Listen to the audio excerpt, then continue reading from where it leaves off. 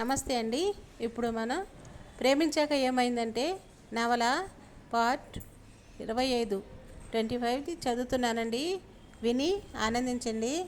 Please subscribe చేసుకోండి నా channel. ఇంకా ఎన్నో మంచి మంచి కథలు మీకు చదివి వినిపిస్తూ ఉంటాను. మీరు ఆనందపడవచ్చండి. ప్లీజ్ సబ్స్క్రైబ్ అండి, ప్లీజ్ లైక్ అండి. ఈ కథలోకి వెళ్ళిపోదామండి. ప్రవేశిస్తున్నానండి. సారీ ఉదయ్, కాస్త లేట్ అయింది అంటూ సిద్ధార్థ బాత్రూంలో నుంచి బయటకు వచ్చాడు. అక్కడ ఉదయ్ కనిపించలేదు.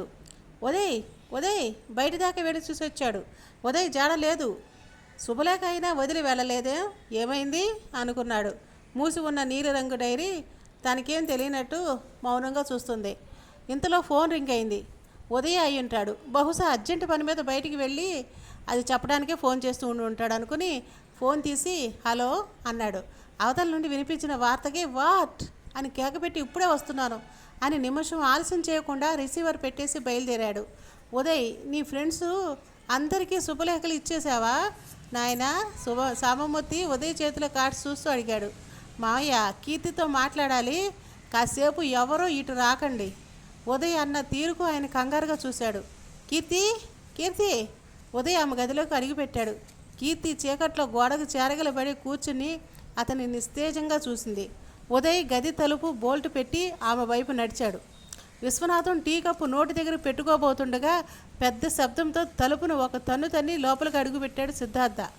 సిద్ధార్థ, నువ్వా? రా కూర్చో అంటూ ఆయన కాలర పట్టుకుని లాగి, వయసుకు గౌరవం ఇవ్వడం కూడా నీలాంటి వాడికి వేస్ట్, పద, నీకోసం పోలీసులు ఎదురు చూస్తున్నారు అన్నాడు. విశ్వనాథ కోపంతో, ఏం మాట్లాడుతున్నావో, ఎవరితో మాట్లాడుతున్నావో తెలుస్తుందా అన్నాడు. ఒక నరరూప రాక్షసుడితో, నయవంచకుడితో మాట్లాడుతున్నాను. మిగతాదంతా కోర్టులో చెప్పకూడదు, పద అన్నాడు సిద్ధార్థ. సిద్ధార్థ, పరువు నష్టం వేస్తాను, నా గురించి ఏం తెలుసని నోరు పారేసుకుంటున్నావు అన్నాడు కోపంగా విశ్వనాథం.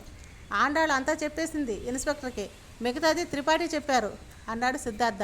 సిద్ధార్థ వెనక నుండి త్రిపాఠి వస్తూ, ఇంకో నెలలో కొన్ని కోట్ల ఆస్తిని సొంతం కాబోతుంది.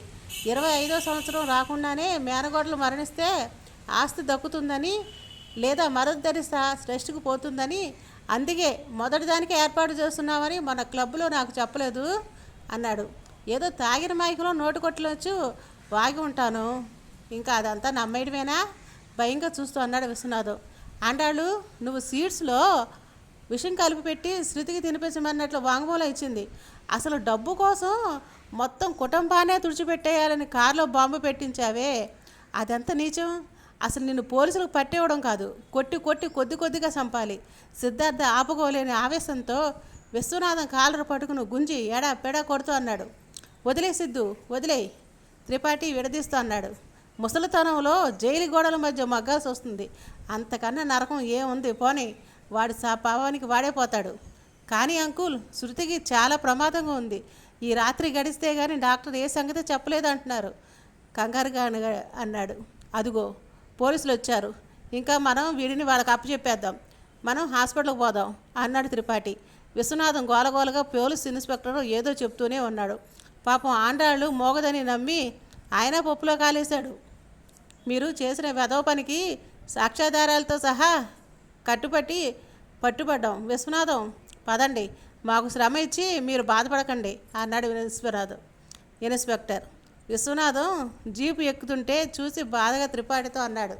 సిద్ధార్థ, అనవసరంగా నాన్నని శృతిని అనుమానించాను, నన్ను రౌడీలతో కొట్టించారని, ఇది కూడా వీడి పని అయ్యి అని ఆండాళ్ళు చెప్తే కానీ ఊహించలేదు. సమయానికి శృతిని ఆండాళ్ళు హాస్పిటల్కి తీసుకెళ్ళి సేవ్ చేసింది, ఫోన్ చేసింది కాబట్టి సరిపోయింది. బహుశా నీ మీద శృతి ఆశపడుతుంది కాబట్టే శాశ్వతంగా నిన్ను తొలగించుకోవాలనుకున్నాడు. సమయానికి నువ్వు లక్కీగా శృతి కంటపడటంతో రక్షింపబడ్డావు. వదిలేసి పారిపోయారు రౌడీలు.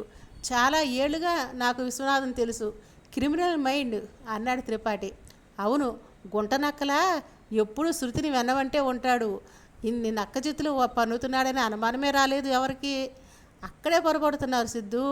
శృతి తన నీడను కూడా నమ్మేది కాదు, ముసలాడని ఎక్కడ పెట్టాలో అక్కడ పెట్టేది. అందుకే పెత్తనం డబ్బు తన చేతి దాకా రావటం లేదని ఉడిగిపోయేవాడు. ఇంకా నమ్మి అంతా చేతిలో పెడితే ఎప్పుడో ఆ పిల్లని గొంతు నిలిపి చంపి పొండేసేవాడు. ఇవన్నీ నాకు విశ్వనాథం చెప్తేనే తెలిసేది. డబ్బు చాలా చెడ్డది అంకుల్, విరక్తిగా అన్నాడు సిద్ధు. కారు స్టార్ట్ చేస్తూ, మంచి చెడ్డలు మన వాడకాన్ని బట్టే ఉంటాయి సిద్ధు. ప్రపంచంలో ఏది చెడ్డది కాదు, మనిషి మనసు తప్ప అన్నాడు. రోజు రోజుకి సమాజంలో తక్కువైపోతున్న మానవతా విలువలు, ప్రేమ ఇవన్నీ చేయిస్తున్నాయి. అసలు సాటివారిని ప్రేమించడం గురించి క్లాసులు కండక్ట్ చేస్తానో అడిగాడు సిద్ధార్థ. టీనేజర్స్ అడ్మిషన్ల కోసం పోటీలు పడతారు అని నవ్వి, సిద్ధు నాట్ బ్యాడ్ ఐడియా అన్నాడు ఆలోచనగా త్రిపాఠి. ఇచ్చట ప్రేమించడం నేర్పబడను అన్న బోర్డు పక్కనే ఎక్కిన పోటీలో పడి కుర్రకారు ఆయన బిజినెస్ మైండ్లో మెదిలారు. సిద్ధార్థ మాత్రం ఇవన్నీ ఆలోచించే స్థితిలో లేడు. ఇంకొక 20 గంటలు గడిస్తే కానీ ప్రాణాల మీద బ్రతుకుతుందో లేదో తెలియని శృతి. ఒక పక్కన తను ప్రేమించిన అమ్మాయి, ఒక పక్కన తనను ప్రేమించిన అమ్మాయి. ఇంకో 24 గంటల్లో శాశ్వతంగా దూరం అయిపోతున్న తనను ప్రేమించిన అమ్మాయి అతని మస్తిష్కంలో మెదులుతున్నారు. మనిషి వ్యక్తిత్వం తెలిసేది అతనికి ఏం చేయాలో పూర్తిగా తెలియడం చూస్తే కాదు, ఏం చేయాలో పాలుపోని స్థితిలో అతని ప్రవర్తన చూసి తెలుసుకోవాలి. శృతి కళ్ళు తెరు, నువ్వు మైకంలో జారకు. చూడు, నువ్వు చేయాల్సిన పనులన్నీ అర్ధ మధ్యలో ఆగిపోయాయి. అవన్నీ శృతి తప్ప ఎవరూ చేయలేరు. ప్లీజ్ కళ్ళు తెరమ్మా. సిద్ధార్థ ఆర్తిగా శృతి తల నిమురుతూ పిలుస్తూనే ఉన్నాడు. ఆమె కళ్ళు తెరవడానికి విస్తున్న ప్రయత్నం చేస్తుంది.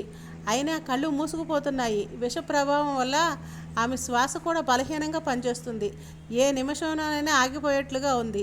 అమాయకంగా పావురాయిలా ఒదిగి పడుకుంది శృతి. లోకంలో అడుగడుగున వేటగాళ్ళుంటారని తెలిసి తప్పించుకోలేకపోయింది.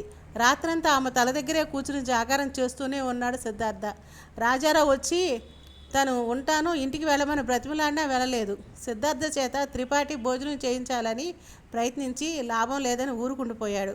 ఆ యువకుడి కళలో ఆయనకు కనిపిస్తున్నది దయ, క్షమ కాదు, ప్రేమ. సాటి మనిషి పట్ల హృదయంలో పెళ్ళుపుకి ప్రేమ. మరో సిద్ధార్థుడిగా ఈ తరానికి ఆదర్శమైతే ఎంత బాగుండు అనిపించింది. పక్కనే ఉన్న రాజారావు భుజం తట్టి అభినందనగా అన్నాడు. మీ జన్మ ధన్యం రాజారావు గారు. నాకు ఇలాంటి క్వాలిటీస్ ఉన్న కొడుకు ఉంటే ఎంత సంతోషించేవాడో.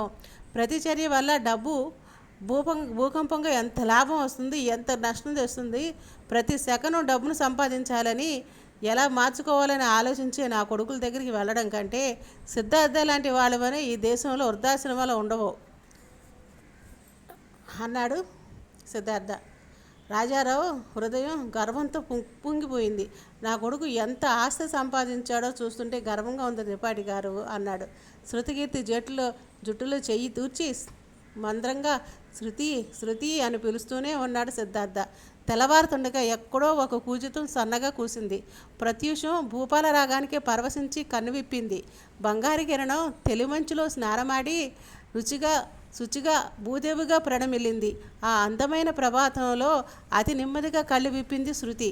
తన తల మీద చెయ్యి వేసి నిమురుతూ ఆత్రంగా తన కళ్ళలోకి చూస్తున్న సిద్ధార్థ కనిపించాడు.